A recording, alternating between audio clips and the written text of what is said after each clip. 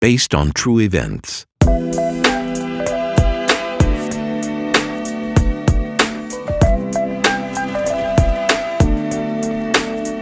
Okei. Niin paljon kysyttävää, joihin en tiedä vastausta. Tai sitten niitä ei vaan oo. Niin paljon kysyttävää siitä mitä kuulen ja siitä mitä näen. Niin paljon kysyttävää, se sekoittaa mun pää.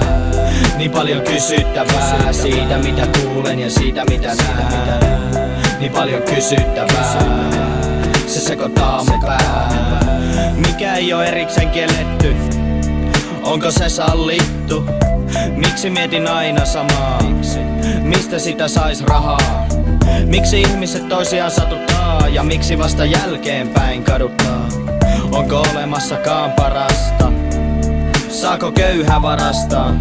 Onko olemassa ei listä? Onko se ja minä jonka näen peilistä? Tekeekö mieli mulle tepposen? Vai teenkö sen minä ite? Onko itsemurha ratkaisu? Onko elämällä tarkoitus? Miksi kyselen tai ajattelen? Löydänkö joskus vastauksen? Niin paljon kysyttävää siitä mitä kuulen ja siitä mitä näen. Niin paljon kysyttävää, se sekoittaa mun pää. Niin paljon kysyttävää siitä mitä kuulen ja siitä mitä näen. Niin paljon kysyttävää, se sekoittaa mun pää. Miksi teen monesti se sama virheen? Eli miksi juon, jos aamulla olo hirvee? Miksi tyttö lutka harrastaessa paljon seksiä ja samanlaista miestä sanotaan pelimieheksi? Missä rakkaus on? Tai oikeastaan mitä rakkaus on? Miksi ihmiset katsovat aikaa? Sillä aika katsoo meitä aina. Miksi ihmishenki on niin halpa?